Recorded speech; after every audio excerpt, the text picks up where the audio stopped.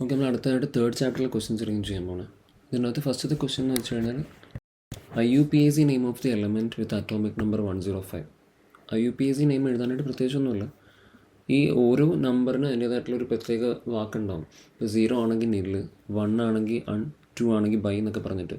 അപ്പോൾ 105 എന്ന് പറഞ്ഞു കഴിഞ്ഞാൽ 1ൻ്റെത് അണ്ണായിരിക്കും, 0യുടെ നില്ലെന്നായിരിക്കും, 5ൻ്റെ പെൻഡ് എന്നായിരിക്കും ഇവിടെ എഴുതിയിട്ടുണ്ട്. പിന്നെ ലാസ്റ്റ് ഒരു EM കൂടെ ചേർത്ത് വെക്കുക. അൺനിൽ പെൻഡിയം ഒരുമിച്ച് എഴുതണം കേട്ടോ. അൺനിൽ പെൻഡിയം ഇത്രേ ഉള്ളൂ. ഇതേപോലെ അങ്ങ് എഴുതുക. അടുത്ത് Na plus is smaller in size than Na atom. Okay, sodium positive, സോഡിയത്തിൻ്റെ കാറ്റയും സോഡിയം ആറ്റത്തിനേക്കാളും ചെറുതായിരിക്കും. സംഭവം എന്താണെന്ന് വെച്ച് കഴിഞ്ഞാൽ ഇപ്പോൾ സോഡിയത്തിൻ്റെ അകത്ത് സോഡിയത്തിൻ്റെ അറ്റോമിക് നമ്പർ 11 ആണല്ലോ. 11 പ്രോട്ടോൺസ് ഉണ്ടാവും. അപ്പോൾ അതുപോലെ തന്നെ 11 ഇലക്ട്രോൺസും ഉണ്ടാവും ആണല്ലോ. 11 ഇലക്ട്രോൺസും ഉണ്ടാവും. പക്ഷേ അതേ സമയത്ത് സോഡിയം പ്ലസ് ആകുമ്പോഴോ പ്രോട്ടോൺസിന് മാറ്റമൊന്നും വരില്ല കേട്ടോ. സോഡിയം പ്ലസ് ആകുമ്പോൾ പ്രോട്ടോൺസിന് മാറ്റം വരില്ല. പ്ലസ് ആകുന്നതിനർത്ഥം ഒരു ഇലക്ട്രോൺ പോയി എന്നാണ്. ഇപ്പോൾ 10 ഇലക്ട്രോൺസ് ആയിരിക്കും, 10 ഇലക്ട്രോൺസ് ആയിരിക്കും ഉണ്ടാവുക. പ്രോട്ടോൺസിൻ്റെ എണ്ണം കൂടുതൽ, ഇലക്ട്രോൺസിൻ്റെ എണ്ണം കുറവ്. അപ്പോൾ ഇവിടുത്തെ സംഭവം എന്താണെന്ന് വെച്ച് കഴിഞ്ഞാൽ എഫക്റ്റീവ് ന്യൂക്ലിയർ ചാർജ് കൂടും. Effective nuclear charge increased. Okay, effective nuclear charge കൂടിയാൽ എന്ത് സംഭവിക്കും? സൈസ് കുറയും. Effective nuclear charge increased, so ഇത് കൂടി എന്നാണ് കേട്ടോ. Size decreases. Effective nuclear charge കൂടിയാൽ സൈസ് കുറയും. ഇത്രേ ഉള്ളൂ. ഇതങ്ങ് എഴുതിയാൽ മതി. ഈ ഒരു ഐഡിയ വെച്ച് എഴുതുക. Na പ്ലസ്സിൽ പ്രോട്ടോൺസിൻ്റെ എണ്ണം കൂടുതലാണ് ഇലക്ട്രോൺസിനേക്കാളും. സോ എഫക്റ്റീവ് ന്യൂക്ലിയർ ചാർജ് കൂടി, സൈസ് കുറഞ്ഞു. അടുത്ത് first ionization enthalpy of nitrogen is greater than oxygen. അതായത് അയണൈസേഷൻ എൻതാൽപ്പി ശരിക്കും പറഞ്ഞാൽ നമ്മുടെ പീരിയോഡിക് ടേബിളിൽ റൈറ്റിലേക്ക് പോകുമ്പോൾ കൂടിക്കൂടിയാണ് വരണ്ടേ, പക്ഷേ ഇവിടെ കുറഞ്ഞു വന്നു. ഇത് നൈട്രജനാണ് കൂടുതൽ. ശരിക്കും നമ്മുടെ പീരിയോഡിക് ടേബിളിൽ നൈട്രജൻ കഴിഞ്ഞിട്ടാണ് ഓക്സിജൻ വരേണ്ടത്. നൈട്രജൻ 7ാമത്തെ ആൾ, ഓക്സിജൻ 8ാമത്തെ ആൾ. ശരിക്കും ഓക്സിജനാണ് കൂടുതൽ വരേണ്ടത്, പക്ഷേ നൈട്രജനാണ് കൂടുതൽ ഫസ്റ്റ് അയണൈസേഷൻ എൻതാൽപ്പി. കാരണം ഇത്രേ ഉള്ളൂ. അങ്ങനത്തെയൊക്കെ ചോദ്യം വരുവാണെങ്കിൽ മിക്കവാറും ഈ പറഞ്ഞ നൈട്രജൻ അങ്ങനെയുള്ള സ്റ്റെബിലിറ്റി അതായത് അയണൈസേഷൻ എൻതാൽപ്പി കൂടിയ ആളല്ലേ, അയാൾക്ക് ഒരു എക്സ്ട്രാ സ്റ്റെബിലിറ്റി ഉണ്ടാവും. മിക്കവാറും അത് ഹാഫ് ഫിൽഡ് ഇലക്ട്രോണിക് കോൺഫിഗറേഷൻ്റെ സ്റ്റെബിലിറ്റി ആയിരിക്കും, ചിലപ്പോൾ ഫുള്ളി ഫിൽഡ് ആയിരിക്കും. ഒന്ന് എഴുതി നോക്കുക. അപ്പോൾ നൈട്രജൻ്റെ ഇലക്ട്രോണിക് കോൺഫിഗറേഷൻ എഴുതി നോക്കുക. നൈട്രജൻ 7 ആണല്ലോ. അപ്പോൾ അത് 7 ഇലക്ട്രോൺ ഉണ്ട്. 1s2, 2s2, 2p3 ആയിരിക്കും. കണ്ടില്ലേ? ഈ ലാസ്റ്റത്തെ നോക്കിയേ, ലാസ്റ്റത്തെ 2p3. ശരിക്കും പിയിൽ 6 പേരുണ്ട് അല്ലേ? പിയിൽ 6 പെട്ടി ഉണ്ടല്ലോ അല്ല, 6 ഇലക്ട്രോൺസിനുള്ള ഓപ്ഷൻ ഉണ്ട് പിയിൽ. അതായത് 3 പെട്ടി ഉണ്ടാവും. അപ്പോൾ ഓരോ പെട്ടിയിൽ ഇപ്പോൾ ഓരോരുത്തരായി. അതായത് ഇതൊരു ഹാഫ് ഫിൽഡ് ഇലക്ട്രോണിക് കോൺഫിഗറേഷനാണ്. അപ്പോൾ നൈട്രജന് has a half filled electronic configuration, so it has extra stability. അതിനൊരു എക്സ്ട്രാ സ്റ്റെബിലിറ്റി ഉണ്ടാവും. അതുകൊണ്ടാണ് അതിന് അയണൈസേഷൻ എൻതാൽപ്പി കൂടുതൽ. എങ്ങനെ വന്നാലും മിക്കവാറും ക്വസ്റ്റ്യൻ ഇങ്ങനെ തന്നെ ആയിരിക്കും കേട്ടോ. അതിന് എക്സ്ട്രാ സ്റ്റെബിലിറ്റി ഉണ്ടാവും, so it has a higher ionization enthalpy. അത്രേ ഉള്ളൂ. അടുത്ത question, which among the following is isoelectronic with O2-. Isoelectronic എന്ന് വെച്ച് കഴിഞ്ഞാൽ സെയിം നമ്പർ ഓഫ് ഇലക്ട്രോൺസ് ആണ്. ഇപ്പോൾ ഓക്സിജൻ്റെ ഇലക്ട്രോൺസിൻ്റെ എണ്ണം 8 ഇലക്ട്രോൺസ് ആണ്. ഓക്കെ, ഓക്സിജൻ 8 ഇലക്ട്രോൺസ് ആണ്. ഓക്സിജൻ്റെ അറ്റോമിക് നമ്പർ 8 ആണ്. പക്ഷേ O2- ആകുമ്പോഴോ ഈ 2- വെച്ചാൽ 2 എക്സ്ട്രാ ഇലക്ട്രോൺ എന്നാണ്. അപ്പോൾ 8+2 മൊത്തം 10 ഇലക്ട്രോൺസ് ഉണ്ടാവും. ഓക്കെ, ഇപ്പോൾ 2- എന്ന് വെച്ചാൽ ഇലക്ട്രോൺ കൂട്ടുമാണ് കേട്ടോ. ഇനി ഇപ്പോൾ Na ആണെങ്കിലോ, ഇപ്പോൾ A എടുത്ത് നോക്കാം. Na സോഡിയം 11 ആണ് എൻ്റെ അറ്റോമിക് നമ്പർ. അതിനർത്ഥം അതിനകത്ത് 11 ഇലക്ട്രോൺസ് ഉണ്ട്. അപ്പോൾ ഇതല്ല. O2- സെയിം ആയിട്ട് തന്നെ വേണേ. Ca2+, കാൽഷ്യം 20 ആണ്. ഓക്കെ, കാൽഷ്യത്തിൻ്റെ അറ്റോമിക് നമ്പർ 20. അപ്പോൾ 20 അപ്പോൾ 20 ഇലക്ട്രോൺസ് ഉണ്ടാവണം. 2+ എന്ന് വെച്ച് കഴിഞ്ഞാൽ ഇലക്ട്രോൺ പോയി എന്നർത്ഥം. അപ്പോൾ കുറയ്ക്കണം. ഓക്കെ, പ്ലസ് വന്നപ്പോൾ കുറയ്ക്കണം. 20 - 2 2 പോയല്ലോ, 18 കിട്ടും. 18 ഇലക്ട്രോൺസ് ശരിയാണോ? അല്ല, നമുക്ക് വേണ്ടത് 10 ആണ്.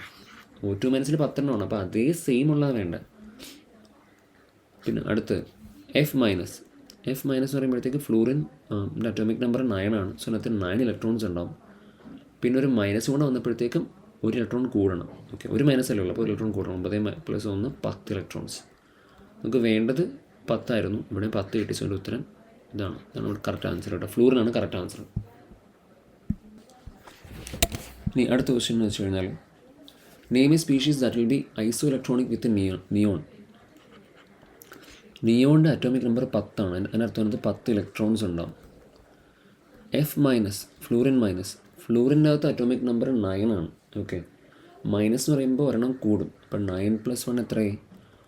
10 ഇലക്ട്രോൺസായി. സോ 10 ഇലക്ട്രോൺസ് ഉള്ള ഫ്ലൂറിനായിരിക്കും കറക്റ്റ് ആൻസർ. ബാക്കിയുള്ളതുകൊണ്ട് എടുത്തു നോക്കാം. ഇനി AR എന്ന് വെച്ചാൽ ആർഗണാണ്.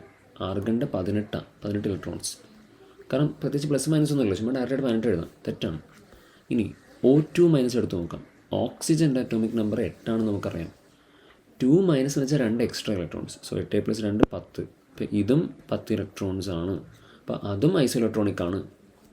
പിന്നെ ഉള്ളത് എണ്ണയാണ്. എണ്ണയുടെ അറ്റോമിക് നമ്പർ എത്ര? 11 ആണ്. 11 അറ്റോമിക് നമ്പർ ആണെങ്കിൽ 11 ഇലക്ട്രോൺസും ഉണ്ടാകും. 11 ഇലക്ട്രോൺസ് തെറ്റാണ്. ഓക്കെ, നമുക്ക് 10 ആയിരുന്നു വേണ്ട.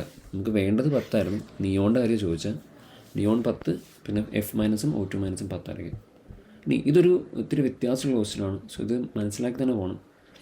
ഈ റിയാക്ഷൻ കംപ്ലീറ്റ് ചെയ്യാനായിട്ട് പ്രത്യേകിച്ചൊന്നുമില്ല. Na2ഉം H2ഉം കൂടെ മിക്സ് ചെയ്ത് കഴിഞ്ഞാൽ നമുക്ക് NaOH കിട്ടും. ഫസ്റ്റത്തെ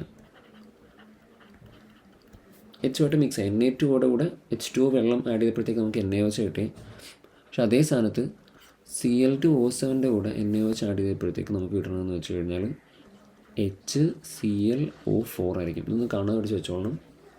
ഇനി NaOH OH ഗ്രൂപ്പ് ഉള്ളതുകൊണ്ട്, ഓക്കെ, ഇനി ബി പാർട്ട് നോക്കാം. NaOH OH ഗ്രൂപ്പ് ഉള്ളതുകൊണ്ട് എന്തായിരിക്കും? അതൊരു ബേസ് ആയിരിക്കും. സോ അതുകൊണ്ട് നമ്മുടെ ഈ Na2O ഇല്ലേ, ആ ഓക്സൈഡ് ബേസിക് ഓക്സൈഡ് ആയിരിക്കും.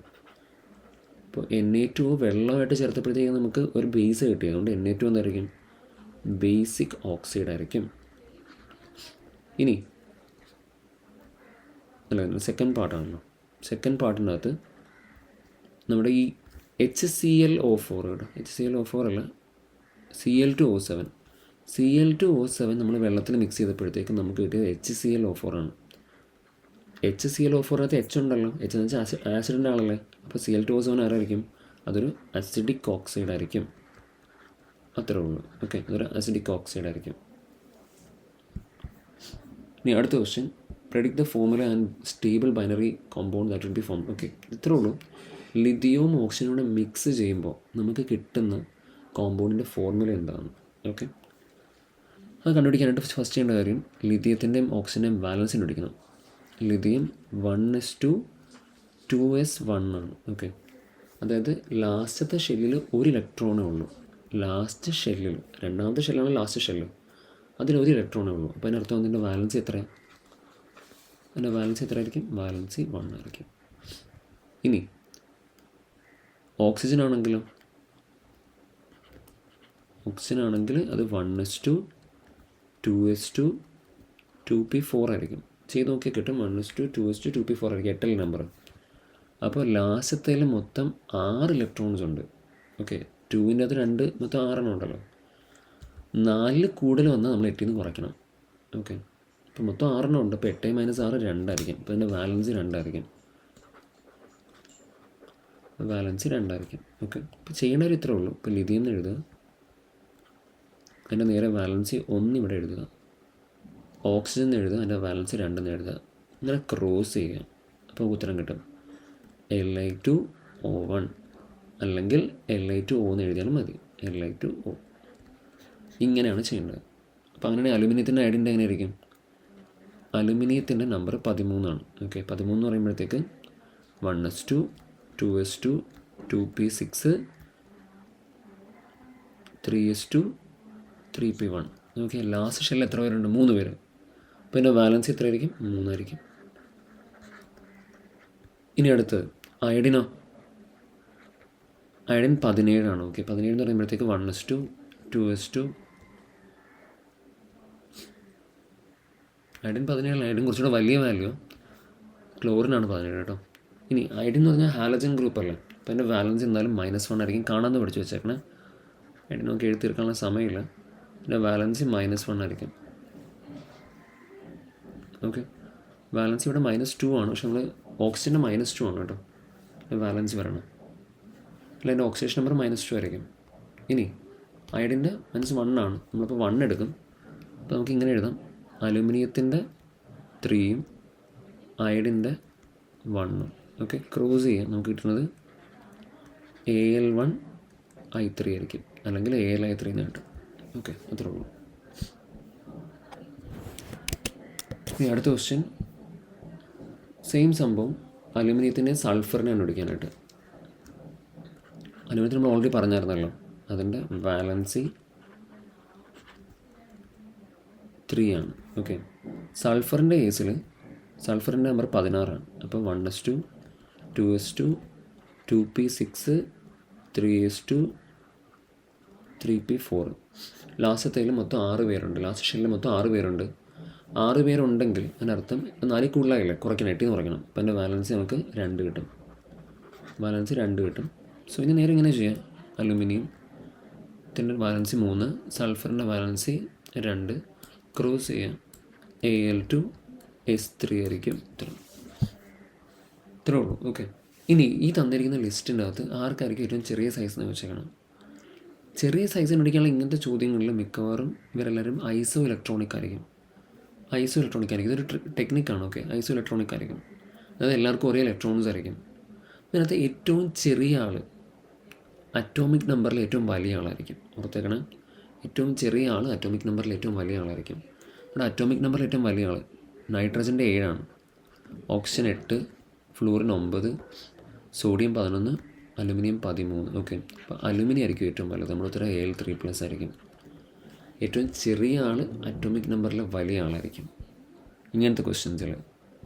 ഇനി അടുത്ത question, O has lower ionisation enthalpy than nitrogen and fluorine.